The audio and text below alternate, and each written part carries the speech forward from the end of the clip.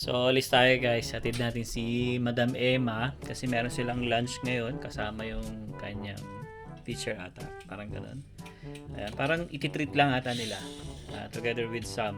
Tsaka iba pang classmate niya ata. Hindi ko sure. Basta ganun. So, hatid natin siya kila Sam.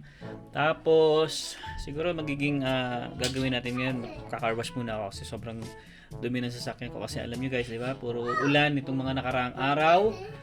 Kaya sabi ko, kailangan ko muna siyang linisan para at least, diba, matanggal yung mga putik-putik sa ilalim, sa mga gulong. And baka mag-vacuum na rin ako. Ayan. So, habang naghihintay kami kay Emma, ayan, so nakabihis na rin naman kami ni Zion. Tapos, di ko alam kung saan pa kami pupunta kasi parang nagpapasundo rin si Emma mamaya. After niya dun sa lunch nila. And sabi niya, gusto niya pumunta ata ng Cross Iron. Hindi ko alam, hindi ko sure. Pero, bahala na mamaya. Saan naman ang gala mo, madam? Ako may gala akong sarili, sila Alvin. Sa iba rin. Hello guys! Ayan, on the way na naman tayo. Siyempre, ang vlog natin usually nasa sasakyan dahil kung saan tayo pumupunta. So ngayon, meron akong gala. Ako lang ha, hindi kasama sila Alvin. Hihatid nila ako kila Sam dahil meron kaming lunch sa professor namin. Yan, previous SEM. So, niyaya lang namin kumain outside. And, ang kakainan namin sa Nando's, masarap doon ha. Doon kami nag-celebrate ng Mother's Day. Professor namin, yun yung kinukwento ko rin before sa vlog ko na siya yung previous Crown Prosecutor. Pero ngayon, defense lawyer na siya. Kasi private practice na siya ngayon. So, tingnan natin na kasi it's part of friendship din. Kasi makakulitan din to ni Same. Pero pwede ding networking kasi siya yung maraming alam saan kami pwede, di ba, magsimula sa legal industry. Lalo na ngayon na natapos na namin yung practicum. So, kukuha lang din kami ng insights, pero syempre, chikahan na rin at kulitan. So, yung professor pala namin, Indian yon, pero super cool, nakikihalubilo kahit anong lahi ka man. Kaya ito isang chat lang ni Sam. So, nayaya lang na mag-lunch. Ayan, go na agad siya. Kaya ngayon, babiyahe muna kami. Yan, papunta kay Sam. And then sila Alwin, hindi ko alam kung saan pupunta. Car wash. Car wash. And then gala na rin. Yan, sila na lang yung bahala maglipot. Kasi ako ay... Bahala ka na sa buhay mo. Gagala muna. So ngayon lang naman yan. And buti na lang din na free yung Saturday natin. Guys, tingnan nyo naman yung paligid namin. Hindi na puti ang makikita nyo. Kundi green, no? Ganda. Ganda sa mata, no? And yan na. Hangin-hangin po yun. Oo, buti na lang maganda yung clouds, no? Hindi yung maitim na ulap na magbabad yung umulan na naman. So mainit ngayon, 17, kaya ganyan lang ang ating mga suot-suot. Sama na lang. Sweatshirt lang, okay na yan. Mainit yung tama ng araw. So finally, di ba? Pero may scattered rain showers pa sa mga susunod na araw.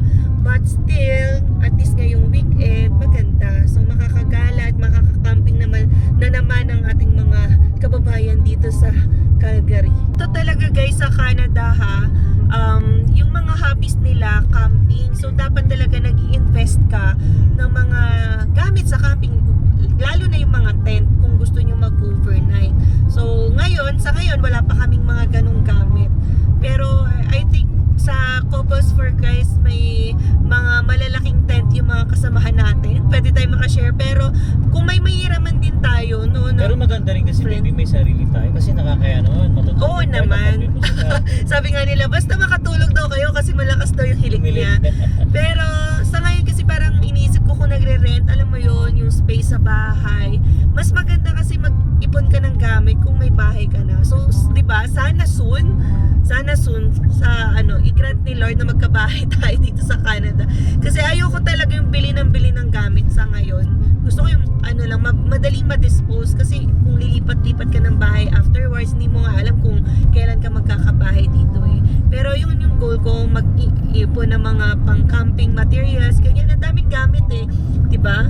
For camping, kahit ngayon pa nga pang barbecue na pwede mo rin yung lutuan dalhin. pa lang yan, no? Yung naalala mo nung nag-camping tayo sa Zambales dati kay Leo. Oo. Ganda ng gamit niya. So may mga ganong gamit talaga for camping. Alam yan ng mga matatagal na dito guys. Alam nyo yung mga dapat dalhin kapag magka-camping. And hindi siya biro na mumurahin. So, mahal talaga. talaga siya. So sana unti-unti din tayong invest. Ang na-invest pa lang namin yung chair, camping chair. Maganda yun, Canada. So kahit makapunta kami sa park or whatever place, maganda yun, may upuan na kami agad. Yan, upuan pa lang. Yun. Anyway, di ba? Ang ganda. So, nakakalungkot lang nung nakita namin si Michael V. Nung isang araw, umuulan kasi Sabi pumunta daw siya ng Canmore, ng Banff. Maulan lang. Maulan lang, sabi niya. Sayang, natapat siya sa ulan. Ngayon pa naman ang ganda ng weather, no? May experiment Di ba talaga dito ba yun? Sana, hindi natin alam. Di naman namin nakakwentuhan masyado. Pero, ang bait niya kasi parang 1 to 2 minutes nagtanong, meron po ba kayo ditong show or concert? Wala. Ano pa daw? Sa ngayon, wala. Kasi nag-antay pa sila ng sponsor nagpaplano pa lang yung Pepito Manaloto. So, di ba, ang galing na ganun yung nasasabi niya sa amin, na-share niya rin agad. And after namin magpa-picture and makakonting kwento, marami rin nagpa-picture na nakakilala sa kanya na Pinoy doon. Tapos nagkwentuhan din sila. So, di ba, napaka-generous niya sa time. Yan. Okay? Saan na ba tayo? 6 minutes. Okay? Inaantay na nila ako. So ayun guys, car wash muna tayo. Ito to, malapit kila Sam.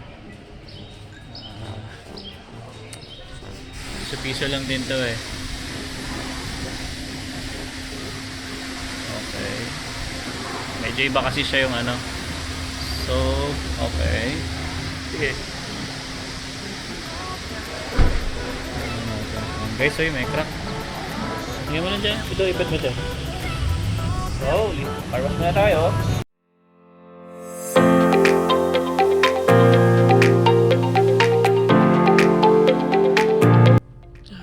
So yun guys, katatapos lang natin mag car wash. Ayan, so punasan ko muna siguro yung labas. At manunuyo ang ano yan eh. Yung mga tubig-tubig niyan. Okay. Isa tayo ngayon guys sa Goodwill Impact. Ayan, so kasi gusto pumunta ng kapatid ko. Kaya sabi ko sige, mapili na siya. And kami ni Zion, dito lang kami sa loob. Kasi nga guys, bawal yung bata sa loob. Kaya hindi ako pwede pumasok. Alam niyo naman si Emma, yan, meron nga kasi silang lunch kasama yung mga classmate niya at saka yung teacher niya. Kaya sabi ko, ikot-ikot na lang muna kami. Gusto ng kapatid ko nga pumunta dito sa outlet. Magtingin-tingin lang din siya ng mga sweatshirt niya. Kaya ayun, dito muna kami. So hintayin lang namin siya. Kasi ako naman guys, wala naman akong bibilhin. Kaya pinagbigyan ko siya. Because sige, mag-ano ka muna dyan, mag-ikot ka muna dyan. Nakakatuwa lang din kasi guys mamili ng yung mga second hand lang. Kasi meron talagang magaganda talagang item guys, tsaka branded din. Kaysa bumili tayo sa iba, no? Kami ni Emma, dami na rin namin nabili kaya feeling ko okay naman na kami. Pero minsan pagka nakaka-tsempo ng magandang item, napapabili kami ni Emma. Tulad kahapon, galing kami yung Goodwill din doon sa kabila naman sa may McLeod. Bumili na kami ng yung box na malaki. Kasi doon namin ilalagay yung mga gamit namin, yung mga damit namin na pang winter kasi nga syempre spring tas magsa-summer na. Kaya yung kasi namin guys, yung lalagyan ng mga damit namin is halos mapuno na rin. Kaya bumili si Emma ng yung box nga na malaki, parang 3 ata yun. Parang siyang malaking Tupperware, parang ganun. Doon namin ilalagay yung mga winter jacket namin kasi syempre hindi mo naman magagamit ngayon yun, kaya sabi niya lagay muna natin doon sa sa mga box nga. Kasi okay na rin, no? At least medyo maluwag tingnan yung mga namin, lagayan ng damit namin sa kwarto. Tsaka doon sa computer room namin, halos may mga damit din ako doon, punong-puno na rin talaga. Ayan. So again pala guys, no, speaking of damit, ayan, sa Edmonton, yung mga nagtatanong dyan sa amin na sale, nag-post sila next week, Wednesday yun. Next week na nga ba? Ano nga? Yeah. No, next week siguro. Basta Wednesday to Sunday yun, Edmonton. Yan, magsisale yung Adidas ulit dyan. O guys, baka gusto yung humabol sa sale ng ng Adidas up to 80%. Yung malalapit dyan sa Edmonton, yan, puntahan nyo na guys. Pero payo ko sa inyo, punta kayo ng mga bandang Friday, Saturday, tapos Sunday. Kasi dun sila nagbababa. Ewan ko lang kung same din yung gagawin ng Edmonton kumpara dito sa Calgary. Kasi nung first day namin pumunta doon, ang mga presyo nila is nasa $49. Tapos pag nakatatlo ka, magiging 45 ata, parang ganon. Tapos pag naka 10 kang bili, may additional 15%, then 15 pieces, magkakaroon ka ng 20%. So ganun. Ganun yung dito sa Calgary, hindi ko lang alam sa Edmonton. Pero tingin ko ganun lang din ang gagawin nila dyan. Kaya payo ko sa inyo, Sabado or Linggo kayo pumunta. Pero kasi syempre, pagdating ng mga ganung araw, halos ubos na rin yung magagandang gamit or damit, sapatos, ganyan. Kaya nasa inyo yan. Niloloko nga ako ni Emma, sabi niya kung gusto ko na pumunta na Edmonton, okay sana, kaso ang layo kasi guys, no, 3 hours para doon lang. Although makakatipid ka kung talagang bibili ka, no, talagang plano mo talagang bumili. Pero kung hindi ka naman bibili, magsasayang ka lang na oras tsaka gasolina, di ba? Ayan, so pagbigyan ko muna ng time yung kapatid ko, hindi ko naman siya minamadali, basta binaba ko lang siya doon sa kasi medyo maambon, no. Nag-car wash tayo guys, di ba? Pero umambon. Pero okay lang kasi gusto ko matanggal yung mga putik-putik sa ilalim tsaka sa gulong. Ang putik na talaga. Kaya sabi ko okay lang kahit na umulan siya. Kasi na-stock up na yung mga, alam niyo na, yung mga putik dun sa fender. Kaya nilinisan ko na rin talaga. Ayan, para at least paalagaan naman natin sa sasakyan natin. Ano? Tsaka ito nga guys, no, speaking nga pala to, papalitan namin to na Emma. Nagtatanong kami sa marketplace bala ko nang palitan to. Pero ito siguro hindi muna kasi maliit pa naman. Kasi nangihinayang naman kami, baka mamaya pinalitan namin ng baka tapos biglang magkaroon na naman ng ganyan. So pahabain mo namin. Okay pa naman yung ganyan Hindi pa naman siya sagabal sa sa pagdadrive. Kasi dito guys, normal talaga yan yung mga ganyang crack. Kasi nga dito kasi mabibilis yung takbo, highway, more on highway, natatamaan ng mga rock chip. Kaya nagkakaganyan, nagkakabitak. Kaya normal na dito yan. Yan, parang dito sa katabi ko meron din. Yan. Ito meron din. Kaya normal yun dito. Punta muna tayo dito guys sa Chinook. Yan. So dito na lang kami magkikita ni Emma kasi nandun pa siya kila Bianca raw. At konting kwentuhan lang muna sila. Kaya sabi ko, hold ka kay daddy. Sabi ko dito na tayo makita sa Chinook kasi isang sakay lang din naman siya. Red line. Kasi medyo malayo dito yun Daming tao ngayon dito guys. Ganito talaga dito pag weekend. Ayan dami. So, dati na-assign ako dito Sabado. Grabe. Ito yung araw na nakakapagod talaga dito. Tapos, na-assign ako dun sa pagtapon ng basura. Ako, sinukuan ko talaga. So, yun, no? Guys, dami yung binigay sa akin, pork barbecue, ganun din sa kapatid ko. So, hingi ka lang muna doon mamaya. Sana pinaano mo na pala, hingi ka na ng take out na lang. Yan guys, kilala kasi ako nung dyan, yung naglalagay ng mga ulam. Yan, kasi dati guys, iba nagtrabaho ako dito. Pag nagbibigay ako ng tray sa kanila, yan, tapos minsan binibigyan kami ng pagkain, libre lang. Kaya yun, nung nag-order ako, nag-ano siya sa akin, hi. Kasi naalala niya ako. Tapos yun, dinagdagan nila ng alam mo, ang dami Halo kay Michelle sobrang dami. Yeah, papi tayo, papi. Yan. Oops, Zion kakain ng papi. Wow! Nice! So yun guys, kain na tayo. Guys, tingnan nyo kumain na siya niyan pero ayan pa yung natira. Sobrang dami. May kanin pa. Tapos yung isa, yun, dami rin nakaing kanin. Tama? Right? Yeah, drink na siya ng milk niya. Yan, so yun, bali si Emma nag-message, susunduin ko na lang daw siya. And yun, sabi ko send na lang yung address para madaanan namin siya. Then siguro mamasyal na lang din kami kasi maganda yung weather Okay? Okay? Okay? Approve. Babaraw muna tayo, sabi ni Emma. Punta muna tayo doon sa bahay nila, nila Bianca tsaka Shelo. Yeah, Shelo. Oo nga, umaambon. Magtutongits daw ata. 1, 2, 3. 1, 2, 3. Diyos ko, small time naman, 5-10, be. Hindi, 100, 200, 300. Where are you going? Eh. Hiniram ako ni ni Bianca kasi sigat yung pants ko. Buti kumasya sa'yo. Ang dami. Maluhang nga be. Mas maluwang nga eh. Sa laki ng puwet mo. Hey guys, bigay ni Bianca. Yan, galing sa Japan to. Sila ni Sharon. Japayuki kasi si Bianca talaga. Yun ang trabaho niya. Oh, tingnan mo naman. Ako yung mamasang. Ayan bigay niya mga chocolate. Dami naman. Saan na yung tong mo dito? Edible pants. Ayun may tong na si Emma Hindi, yung iba Ang chocolate. mapapaano ako na to. Upang gaganaan ako kay Emma niyan Ayan, dami. Ayan, sige. Magtutongit daw kami. Magtutongit daw kami. Uy, Sugal agad. tingnan nyo kung baka may police station. Dito, alam niyo guys, ganito kami kasosyal dito, no, sa Canada. Pag naglalaro kami ng tongit, wala kaming cash. Interact lang kami dito. So listahan muna.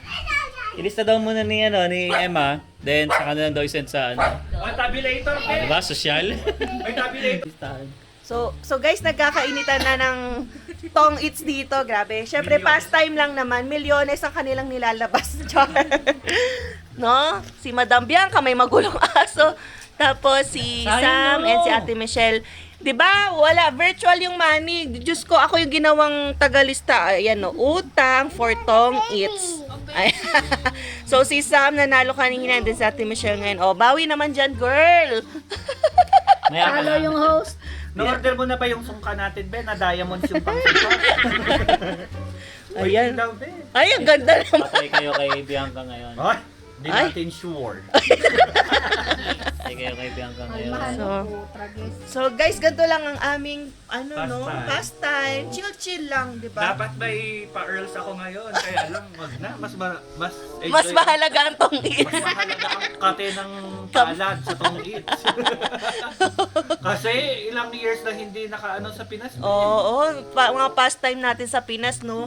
So ako rin, nagtotong eats ako, guys. Nagpupusoitos ako. Ayan, mga kalaro ko din yung mga kapatid ko tsaka mga pinsan ko. Yan, mahilig namin gawin yun sa Marinduque tsaka Manila. So yun, mamaya try natin maglaro din. Alamin natin kung sino mananalo mamaya. Yan, papabayin natin yung listahan. Tingnan natin, computin natin at mag-interact sila ng pera. Sosyal, interact. Yun. Yun! Niso. Oy, hataw, girl, hataw. Patay kayo kay Bianca ngayon. Guys, may bayad din pala yung may mga alas dito.